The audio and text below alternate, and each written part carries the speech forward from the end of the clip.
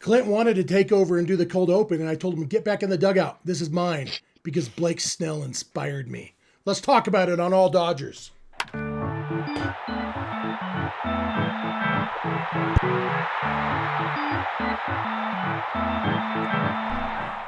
Coming at you live from places and the internet and stuff. This is the All Dodgers podcast, brought to you by FanDuel, part of the Bleav Network of podcasts. I am Jeff Snyder. That guy right there, that's Clint Pasillas. I'm back. I'm in my mom's basement. Clint's in his mom's basement. Here we are from the mom's basements to talk about the Dodgers finally winning a baseball game in a series that, as crazy it is to say, this was a sweepable series.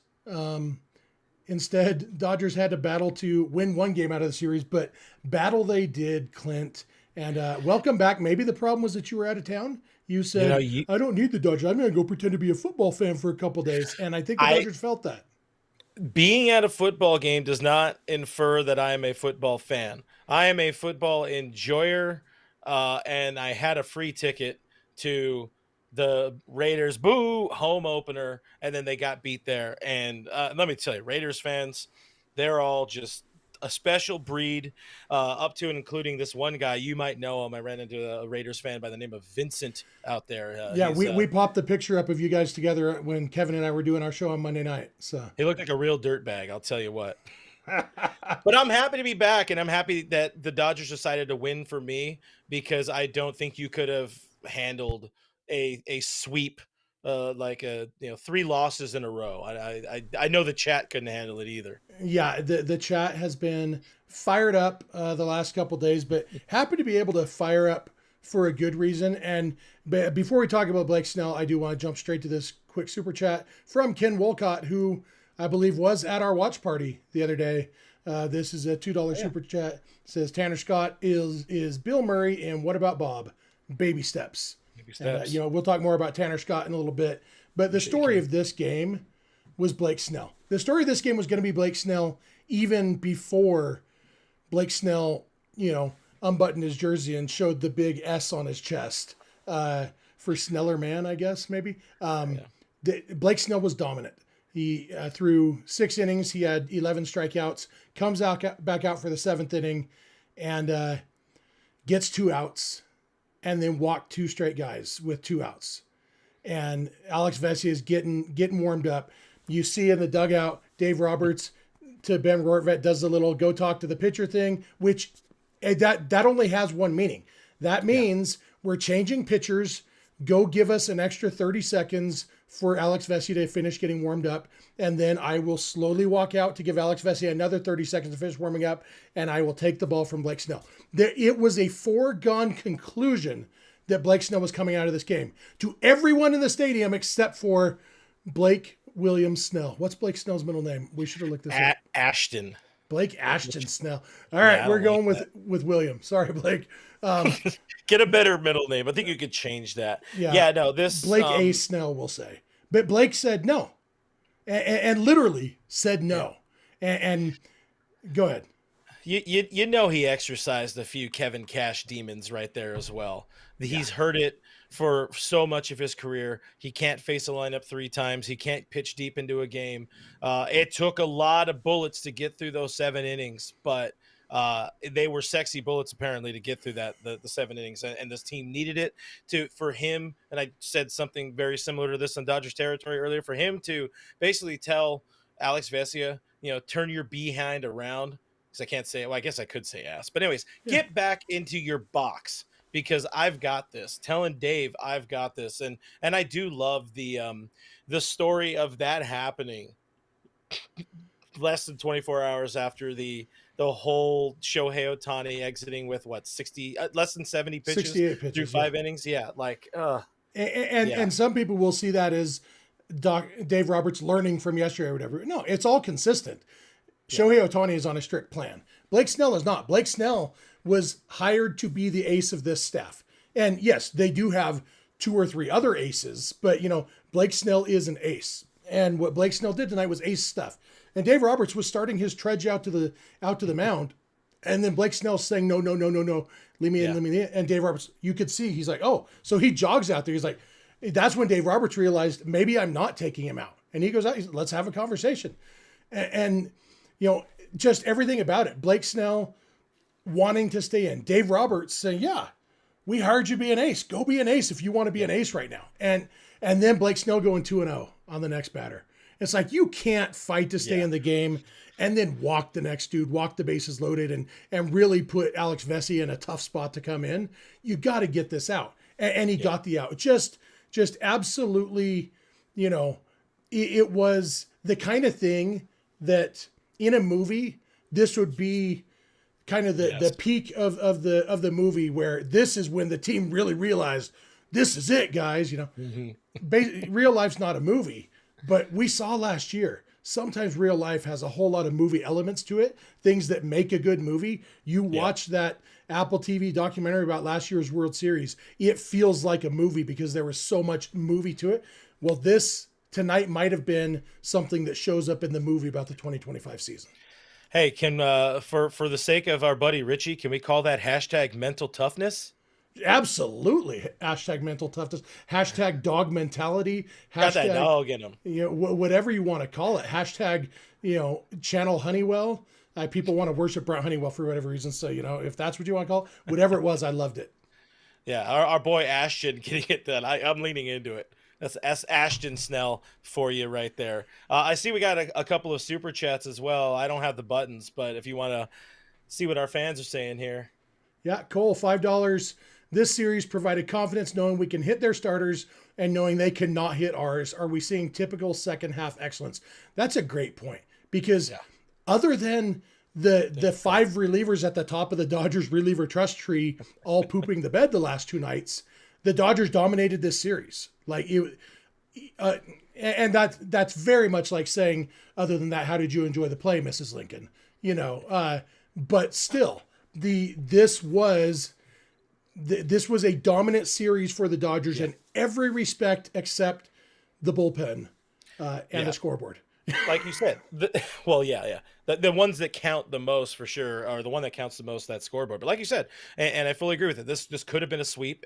Dodgers very easily could have swept this series, but the bullpen decided to go out there and put together arguably their worst 2 games of the season, where everybody just kind of pooped all over themselves. Even Wrobleski just had nothing. It was hope. Get it out of the way now. That's what we want. Yeah. Another super chat from Don't Care 187, $2. I'm going to go with a glockenspiel for this one. He says, Snellzilla is that guy. We need more dogs. And I think that's how you have to pronounce it when it's spelled like that, especially with a capital D, dogs. I mean, this was... Let's say this. I think this was the kind of dog we had. Oh, it didn't show up. Audio didn't come through for me. Hold on. The volume is all the way down. Stupid thing. Here it is. There we go. That's what we got. Maybe. Coming into the series against the Phillies, Padres playing the stumbling Mets, you're kind of like, well, if we could get out of this series without losing ground to the Padres, that's pretty good position, And the Dodgers have a really good chance. It's hard because the series don't quite line up because the Padres had the first day off, I think. And so I assume the Padres and Mets play again tomorrow. So if the Mets can win that game, then it started 2.5 games. It ends at 2.5 games, and right now the Dodgers are up by 2 games on the Padres. Another game off the schedule, magic number down to whatever it is, 7 or whatever. And over at FanDuel, proud sponsor of all Dodgers are currently minus 750 to win the division. It's climbing again. So it was actually minus 800 the last 2 nights, even after the losses. But that's all betting odds. But looking at the odds to win the division at FanGraphs, Dodgers currently 90.7% to win the division, 100% to make the playoffs, down to 1% to get the 2 seed, which is understandable because they lost 2 out of 3 to the Phillies, so they're 5.5 games back. Like, the Phillies would have to completely tank, and even then, the Dodgers would have to play better than they've played recently in order to get that bye. We've kind of resigned ourselves to play in the wild card round, but Dodgers are playing in October, most likely going to be the home team in their wild card series, which is about all we could hope for at this point, right?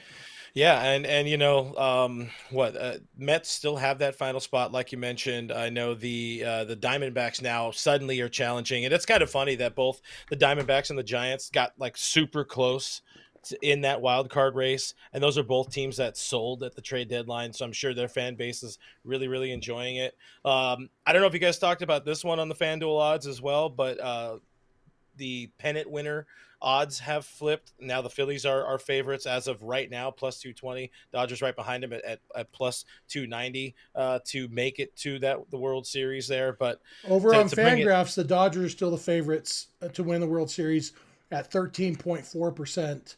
The Phillies are at 11.4.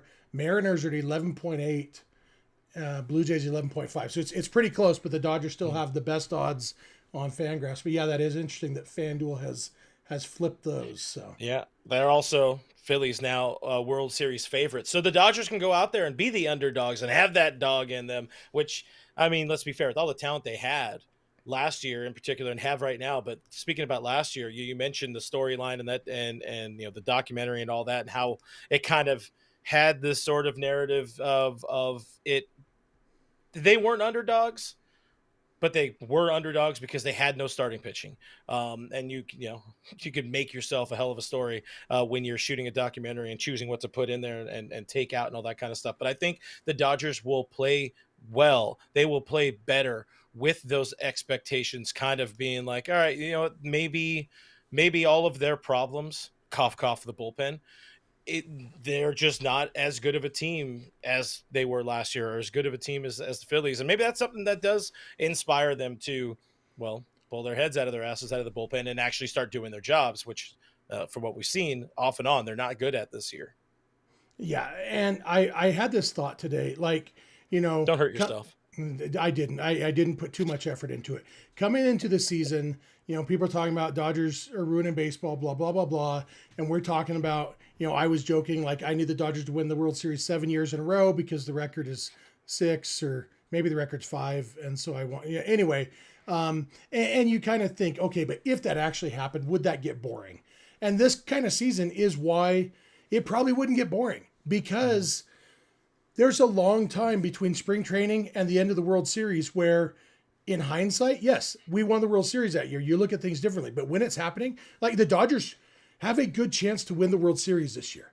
And if they do, we will look back at these last couple months in a different light, knowing what it led to. And so all of this, every season, you have these struggles. There's different struggles, there's different challenges. Like even in 2020, the Dodgers like dominated from beginning to end of the regular season and then went on to win the World Series.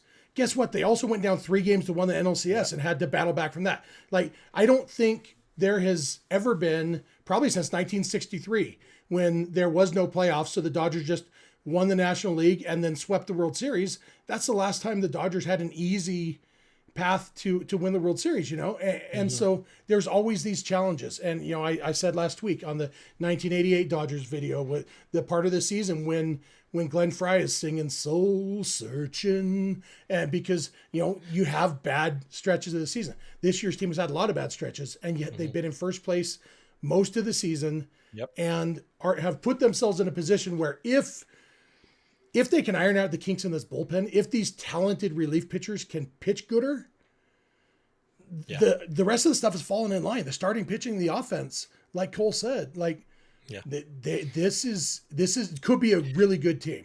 You have all of the makings of being the very clear best team in baseball in the postseason.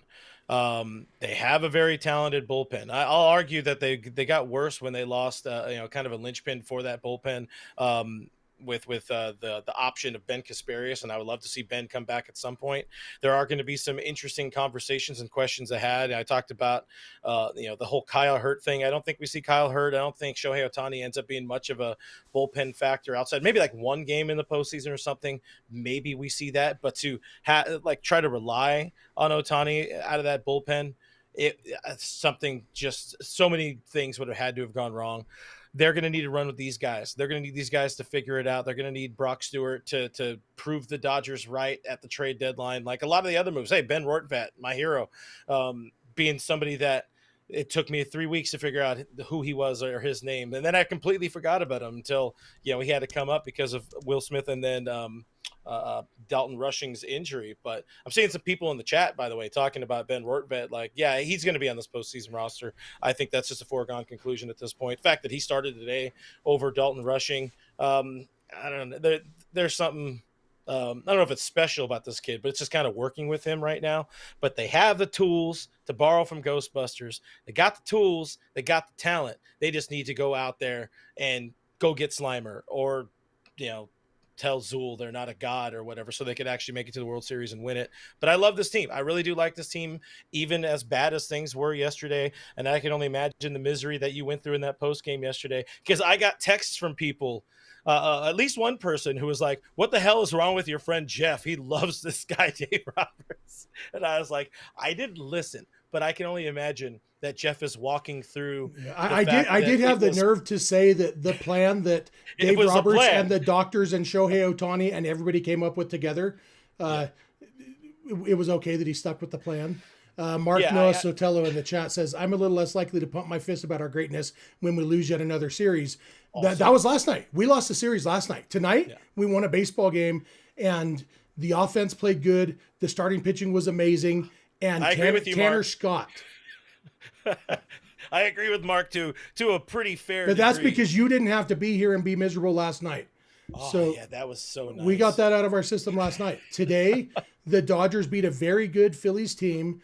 In fact, the Dodgers have now outscored the Phillies in their head-to-head matchups this year. Despite losing 4 out of the 6 games, the Dodgers scored more runs than the Phillies in their head-to-head matchups this year. And you know what? This could have been a sweep. Should have been a sweep. But I'm not going to be miserable about that anymore. Today, they play the way they needed to. Alex Vesia looked good. Tanner Scott looked good. And that's, what I've got down there at the bottom of the screen now. Tanner Scott, this is now 3 straight scoreless appearances. He did have a walk and a bloop single. The walk didn't bother me at all because I think it's kind of accepted at this point that maybe Tanner Scott's problem was he was throwing too many pitches right down the middle. Well, also, I mean, he was pitching around Harper. And it's Bryce Harper, yeah. Perfect. Like you just struck out Kyle Schwarber. Maybe don't want to press your luck against Harper, and you try to get Harper to chase. He didn't chase, and so big deal. Get the next guy. Bloop single to Castellanos. That pitch was my only issue because Castellanos, with the first pitch in that at bat, sent Tanner Scott a telegram saying there's no need to throw anything in the strike zone because I'm going to swing wherever it is. So I'm not sure why he threw a pitch in the strike zone or anywhere near the strike zone after that first pitch. But beyond that, even that, it was weak contact with a 5-run lead, right?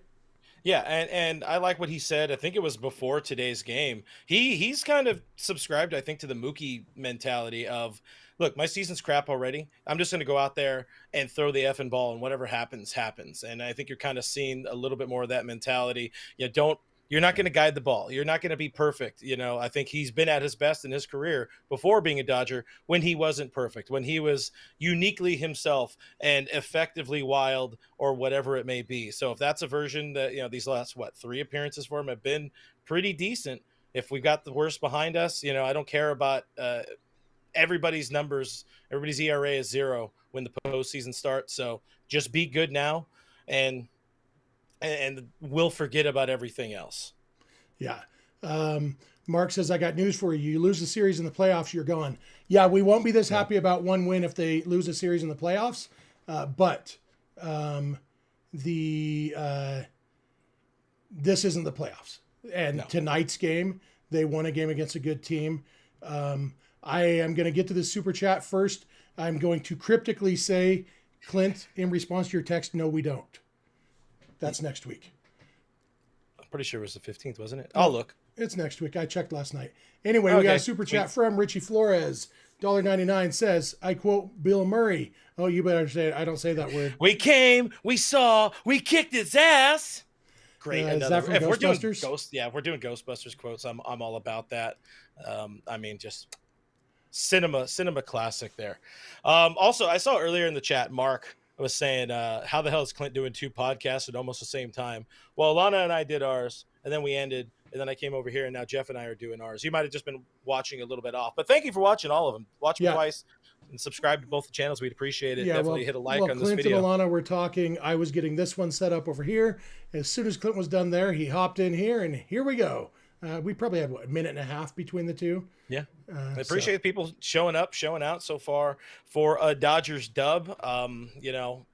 Fans also like wins, Jeff, despite me saying that you get a lot more bang for your buck on losses because everybody's just so angry. And I'm pretty sure there's still some anger. There's still some annoyance from the first two games in this series. But to reiterate it once again, there's a lot of things. They played 80% of very good baseball, maybe 75% of very good baseball, championship caliber baseball against a championship caliber team who, again, FanDuel thinks the Phillies are a better team right now than the Dodgers, and the Dodgers played them that well. They've scored that many runs against them over the totality of their season series. There's a lot of things to like, even with losing the series. There's a lot of good positive takeaways, including, like it says on the screen there, Tanner Scott being back, clean appearance for Alex Vesia as well tonight. And to be clear, losing the series is not one of the things we like. We are familiar with baseball, know how that works, but after last night, the best the Dodgers could do was win 1 out of 3. And guess what? They won 1 out of 3. So since last night, they've done the best they could possibly do. And you know what? That's why you do a show every day, so that you don't have to be miserable constantly. You can be happy once in a while. With that said, where do we want to go next? 'Cause I'll tell you where I want to go next. I want to go to Shohei Ohtani. Because pretty good, huh? Yeah. Last night, we didn't get to talk about Shohei Ohtani enough because everything else happened. We talked about the decision to take Shohei Ohtani out of the game. We talked a lot about Ohtani's pitching. We didn't get to talk about Ohtani's hitting much. Shohei Ohtani hit his 50th homer last night. He hit his 51th homer today. He's now 3 behind his total from last year. Probably not going to get to 50-50 this year. Well, he did. He made a new 50-50 club with the 50 strikeouts on the mound. The first player in baseball history to do it both as a hitter, hit 50 homers, and strike out 50 batters in the same season. Yes, we know Babe Ruth did it in his career, but never in the same season. So Shohei just keeps. Yeah. And that's because what Shohei Ohtani does, it's literally impossible to do what he does. That's why insane that this he's guy's so, man. Hey, Shohei, are you a freak of nature and the best thing in the world? I sure am, Jeff. Decoy says so too. That bobblehead. I know you do. That. That's why I brought it up. It's just, over on FanDuel, Shohei's at minus 50,000 to win the MVP award. He's back to 50. Yeah. Shohei Ohtani is going to win the MVP award. American League's getting closer. Aaron Judge is only minus 350. Cal Raleigh's up to plus 250. Cal's got to win it. Aaron Judge is going to win it. I was saying Cal's got to win it. And I'd go with Aaron Judge just because he's been the better player. And that's how I define value, is how much value you bring to your team on the field. But then I cite for you Kirk Gibson, who was not the best player in baseball that year, but he won it. Who was? I don't remember. Yeah, Kirk Gibson deserved that one. That was like 3. Yeah. I was there, and Kirk Gibson. A lot of people thought Darryl Strawberry deserved it because he hit more home runs. But Kirk Gibson was a perfectly defensible choice. Darryl Strawberry deserved it because of the drugs. Yeah, if you look at WAR, Oral Hershiser probably deserved it. But yeah, not enough people talk about. So not enough people talk about Bulldogs' '89 season, and it bothers me because the offense couldn't score for him. Yeah. If we were in that day and age, Oral would have won back-to-back Cy Youngs because he was as good as Paul Skeens has been this year almost. I got a couple of comments I'm seeing in the chat. One from I Will Flip You the Bird saying, at Clint, no more vacays allowed, brother. You leave, we lose. So I was going to actually address that earlier. What's funny is people usually want me to leave when I'm going camping because they play well when I go camping. However, apparently when I go to Vegas, much like my luck in Vegas, they just don't play well. Yeah, between Las Vegas and being a football fan, I feel like you were being punished the last couple of days. Football fan? Again, that's such a stretch. Stop acting like a football fan then. Listen, in the immortal words of Brett Kavanaugh, I like beer. I guess that was more so, what's that guy's name? Matt Damon playing. Anyways, there was free beer. There was a free ticket. Yeah. I will not say no to all of that. Yeah, and yes, oh Donnie boy, Jeff did say 51th, and it put a smile, Yeah. it put a smile on my heart. Every once in a while, people here at All Dodgers, we deliberately say things wrongish to, Like points. yeah, we I say love saying they points, we put say points. play gooder, we say 51th sometimes. Uh, So Johnny Owen also in regards to our Shohei Ohtani conversation, asking what about the 172 strikeouts? Yeah, he Ks a lot. That's part of his game. Um, I wish he didn't. I wish he struck out the same amount that Tony Gwynn would strike out in a season. But he goes up there and he throws everything he can into each and every swing, and it's producing an MVP caliber season. His OPS is probably back over 1,000 now, if not super dangerously close to it. 51 homers. He'll probably. Do you think he gets to 55? uh, Probably not. I think he'll 10 end up at games. 53-ish, but you never know. I mean, if he Yeah. gets on a heater, you never know. I wish he struck out as little as Tony Gwynn too, but guess what? Then he would hit as few home runs as Luis Ariz, who strikes out as little as Tony Gwynn did. Tony Gwynn didn't hit home runs. Tony Gwynn was never as good a hitter as Shohei Ohtani was. He was a better contact hitter, better batting average hitter, never as good a hitter as Shohei Ohtani is. And maybe that's blasphemy, but sometimes it's true. And Shohei Ohtani's strikeout rate this year is 25.3%. Last year was 22.2%. So we're talking 3.1% more, which means 3 more strikeouts every 100 at bats, which means 1 extra strikeout every 9 games, 9 or 10 games, basically. It's not really noticeable on a day-to-day basis from last year. And last year, 22.2 was about league average. That's about the league average strikeout rate. So he's a little higher than league average this year, still lower than he was most of his years with the Angels. And just, yeah, it's part of the game. But what we saw tonight, the reason that Shohei Ohtani is who he is at any moment he can hit a big home run for you. He did it last night. He did it tonight. And I think he struck out in both games too. And that's why, every once in a while, there's a situation where, okay, we just needed a sacrifice fly, and instead he struck out. But overall, most of the time, strikeouts aren't that much worse than any other out, and they're more than made up for by the 51 homers he's hit so far. Yeah, I take a good strikeout over a double play or something like that. Cough, cough. Michael Conforto, who we debunked, I think, last time on I think at the live watch party, you had mentioned that he hadn't hit into a double play for like He's had like games. 1 in the last month and a half. I did look up the other day. This is totally unrelated, but kind of related, because it's a running joke that Conforto is going to ground out to second, and so I looked at who has grounded out to the right side of the infield the most on the Dodgers this year. Guess what? 2 guys who did it tonight extended their lead in the top 2 spots. Freddie Freeman and Shohei Ohtani lead the Dodgers in ground outs to first or second base this year. Freeman has the second highest rate of ground outs to the right side. The highest is Tommy Edman, actually. Grounds out to the right side the most often. So it's just the thing is the other guys, they get a lot of hits to go with it too. And that's why people remember Conforto, because he doesn't have the hits to go along with it. Listen, don't let facts get in the way of a good story, and we need more reasons to not like Michael Conforto. By the way, we didn't get these ones in here. One, welcome to Ken Wilcott as a friend of the show. He has joined us to be a member here on the YouTube. I could have said that better. And also, big shout out to our friend IB Stroken, who gifted 5 memberships to the channel. We appreciate you guys for joining us, helping support here as we get closer to playoff baseball time. If you guys are looking for a different way to support the show and have even more conversation with myself, Jeff, and friends along the way, check out our YouTube members or check out the Patreon, patreon.com/realfrg. With that, you get access to our Discord server, the $5 tier. You have to pay like at least $5 to help support the show, which is independent baseball coverage. So you're doing the Lord's work, but also, doing the other thing I said, where you get access to the Discord, and that's a good time. Yeah, absolutely. Yeah, chatting. We got it. And $2 super chat from Don't Care 187. He says, what's harder, 50-50 stolen bases or 50-50 strikeouts? Bags. The bags. Probably. I mean, Shohei Ohtani is the only person who's ever done either of them.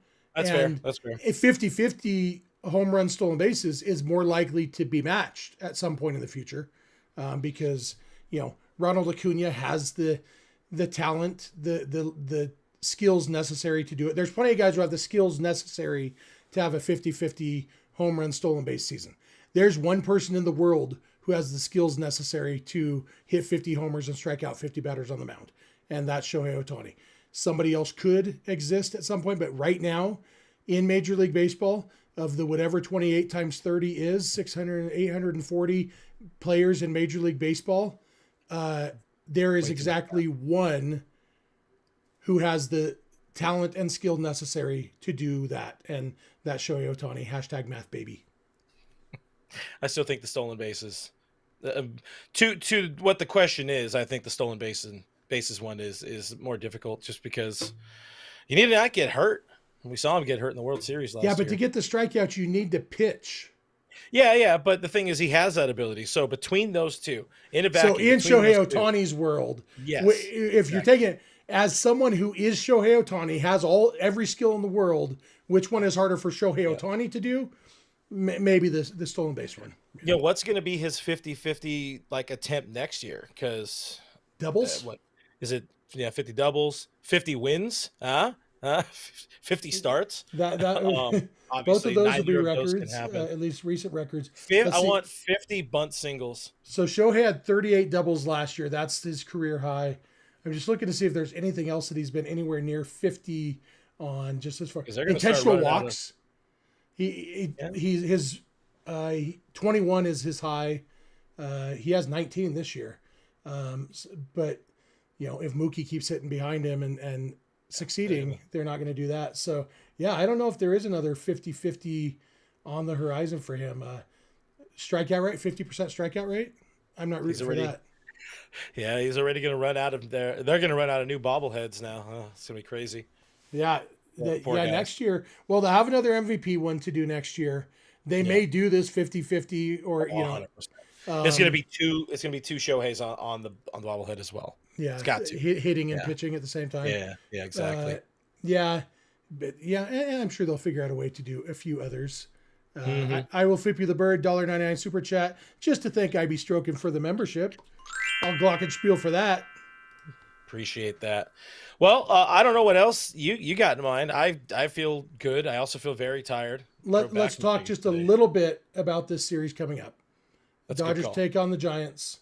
The Giants are battling for their lives. They are currently two games out of the last wildcard spot, but with a couple teams they need to jump over. Well, they're half a game behind the D-backs, tied with the Reds.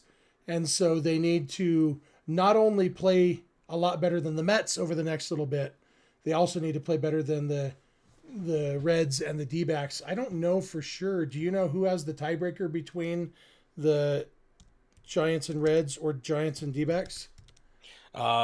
Zero clue. I'm going to look right now because I have the internet. Giants and Reds, they've gone 3-3, and so it would go down to the next ones. And I dug into that on Dodgers Phillies. I'm not digging into that on Giants Reds. It's Giants D-backs. The D-backs have won. They've won that series because they have one more game together against each other. But the D-backs have already won 7.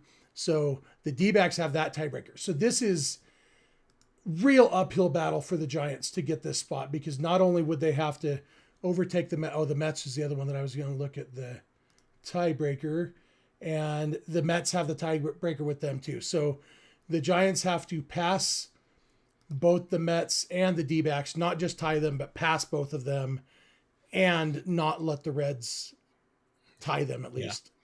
And the Diamondbacks have to face the Dodgers four more times, and they have to face the Dodgers ace 4 more times, because every time the Dodgers run out there, it's an ace on the mound. You got Webb, Yamamoto tomorrow, Robbie Ray, Kershaw on Friday, and then a couple of TBDs back to back for the Giants, which I don't miss those eras. And then it's Glasnow and Sheehan for this team over the weekend. All of these dudes have just been disgusting. I think what they said, I don't remember what the the amount of games. I think they said over like the last 12 starts, Dodger starters have like a 1.77 ERA. I think I heard Joe Davis say that, which is just breaking news. It's good. It's very Yeah. goodly. Yeah. Yeah. The Dodgers offense got to both Webb and Ray this past weekend. Hopefully they can do it again this weekend, starting tomorrow. It's going to be a fun weekend. Who do the Padres play next? I assume they get the Rockies again now, probably.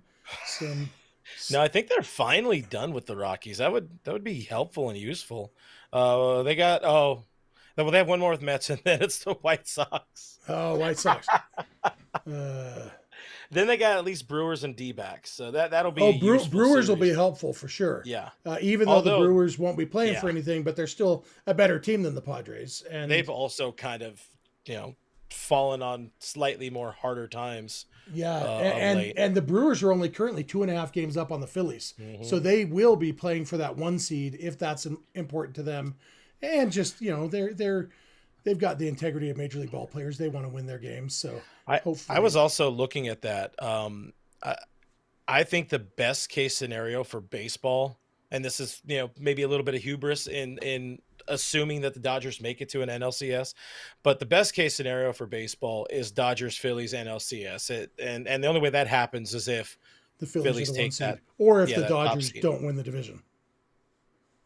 I feel pretty confident about that one. Okay, you bet. I don't want to explore that. I don't want you sitting here rooting for that. So definitely not even going. That wouldn't even cross my mind. How dare you bring up such? Everybody boo Jeff right now in the chat. We'd appreciate it. Boo me. Boo me. Do you I was saying boo earns. Last thing, looking ahead to the last series of the season against the Mariners. Right now, the Mariners are half a game out of first place in their division, and they are tied with the Red Sox for the 2nd/3rd wild card spot. Which could be, second and third wild card spots are both going to be on the road in their wild card series. So maybe would you rather play the Yankees or Astros? I'm just starting to think it looks like the Mariners will have a postseason spot locked up by the time that series starts. So maybe they're not playing for as much. Hopefully the Dodgers will have stuff locked up by then too. Hopefully, the White Sox can take care of business against the Padres. But it's going to be an interesting series. It's kind of rough that you have to play a team like the Mariners that's good and fighting for something to end the season. I mean, yeah. I mean, I don't mind it. I think I would rather play a good living team rather than like the White Sox to end the season, especially if there is probably by that point, knock on desk, nothing really major to play for at that point outside of get through them, stay healthy, and then Dodgers should be playing Tuesday, hopefully evening baseball and not afternoon baseball because MLB really hates its product at times. But wild card baby, #wild card baby. Yeah. Why are people booing me in the chat? Do you know? Oh, because I told them to boo you. Oh, why are people listening to you? Because you put it into the ethos that the Dodgers could lose the division, and that's on you, man. Oh, yeah. Sorry about that. I think they have a 9.3% chance of losing the division according to Fangraphs. So hopefully it won't come to that. But hey, we all need to be rooting for the White Sox. That much is for certain. Yeah. Dodgers are up to 90.8% chance to win the division now. It went up by 0.1 while we've been talking. Huge. And so did their chance of getting the bye. They're up to 1.1% to get the bye too. So, I don't see that one happening even slightly. I like Stephanie. We'll probably end here with Stephanie. At least the White Sox is somewhat better than the Rockies. They could give a run for their money. I really hope they do. I hope so too. They inexplicably held on to Luis Robert again. Like, hopefully he can do some things. I don't even know if he's healthy.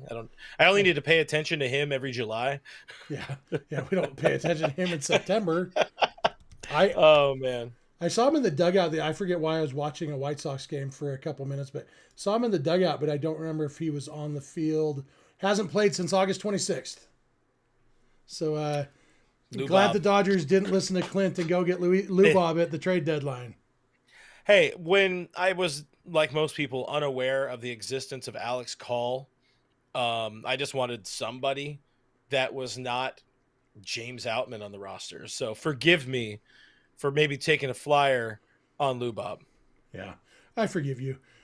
All right. So yeah. go Dodgers. Dodgers won a game, and that's all we're happy about tonight. Lost the series, but that's in the past.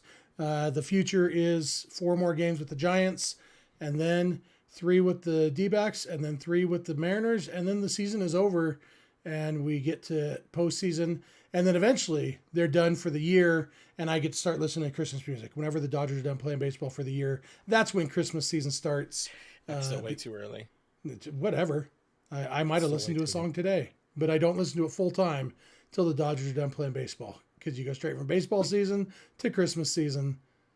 So, but and then all of a sudden, bells will be ringing.